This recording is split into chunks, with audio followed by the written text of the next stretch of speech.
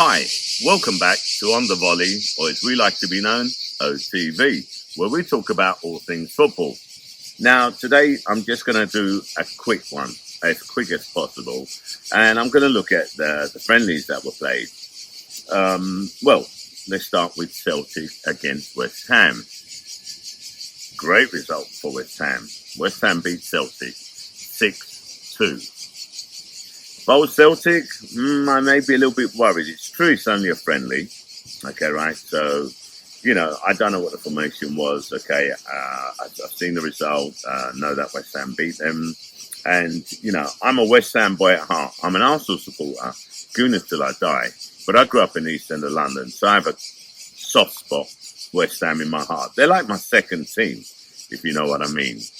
Anyway, so that's a good start for West Ham. It must be a confidence booster to beat Celtic 6-2.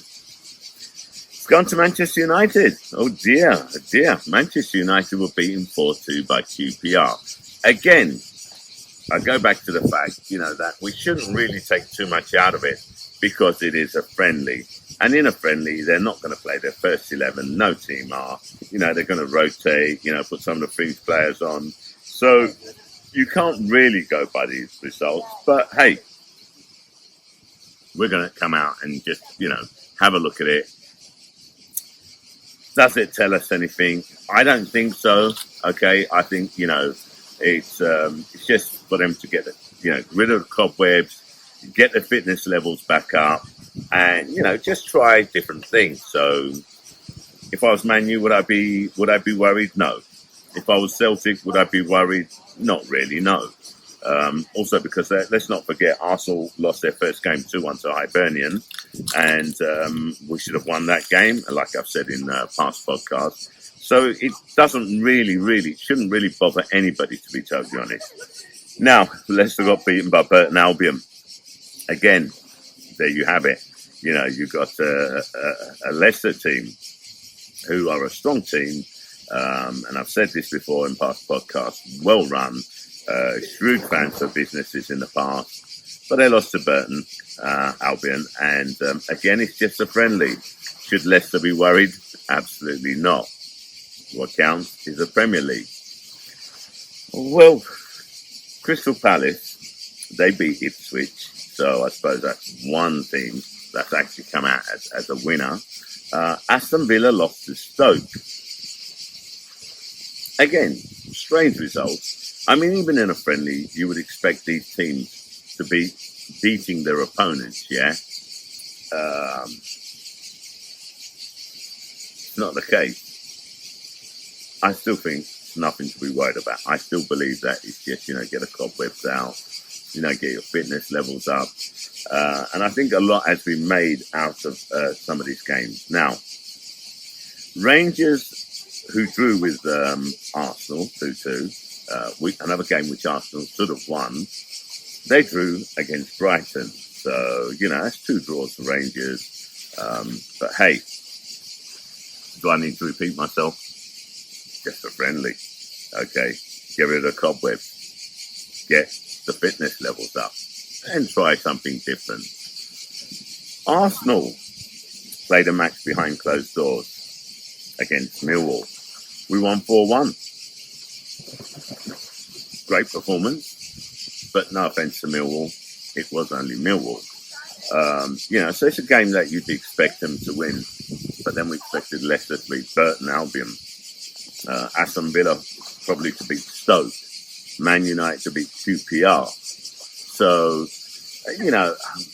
what I'm going to take out of our game, okay, was that I saw Albert Sambi Lokonga, and the guy looks at ease in his position. He had a good game, and I think he'll make a great partnership with Thomas Partey, who really looked sharp as well. And again, let's not read too much into it. I'm going to repeat myself, friendly, Millwall, It's not like we're playing Inter Milan. Unfortunately, that got cancelled, the trip to Florida. So, Inter Milan would have been a good test for us, I do believe. But hey, we've got to get the fitness levels up. Doesn't matter who we play. So, in theory, we should have won 3 out of 3. We didn't. We've won 1 out of 3 so far, and that's fine by me. That's fine by me. Now, Thomas Partey played well. Albert Sambi Lokonga, Nuno Tavares, when he came on, I thought he seemed really, really sharp, really, really fast. Okay. The team as a whole played well. Even William put the ball through. Okay. Set up a great goal for Balogun. So Chambers scored. Balogun scored, and so that's good. I think Chambers is going to be a start for us. A lot has been said about Lacazette.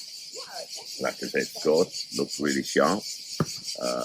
They're talking about the fact that he hasn't been given a contract renewal, and that maybe he'll be leaving, and Tammy Abraham will be coming in.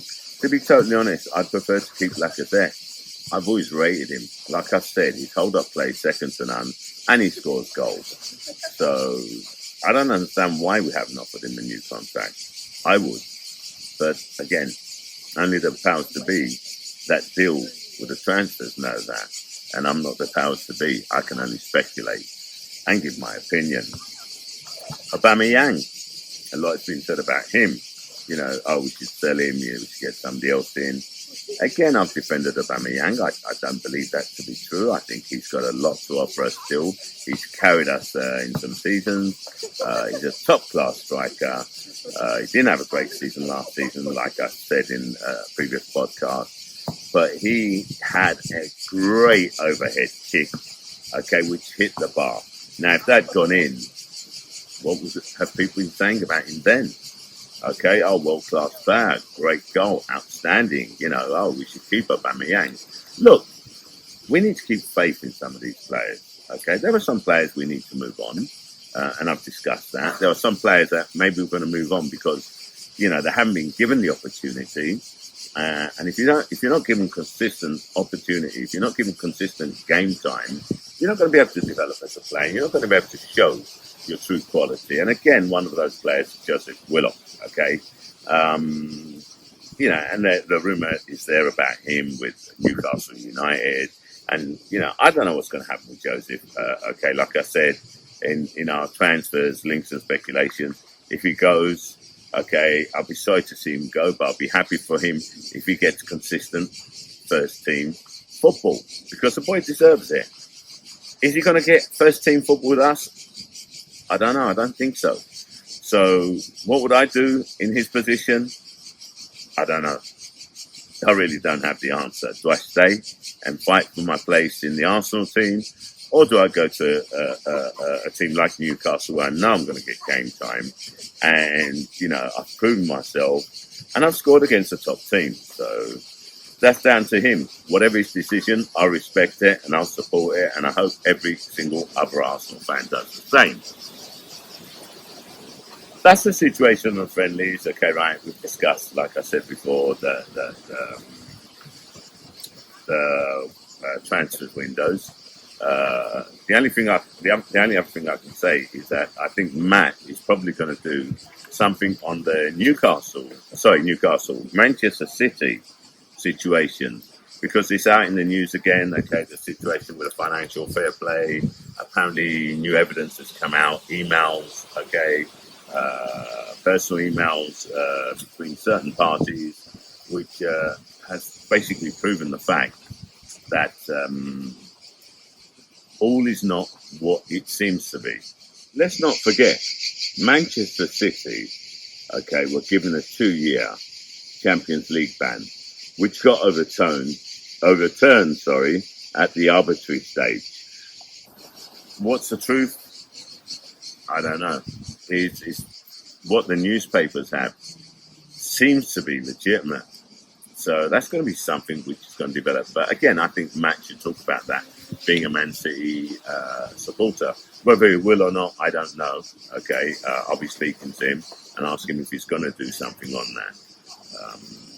We'll see. So look out for that, just in case it does come out, yeah?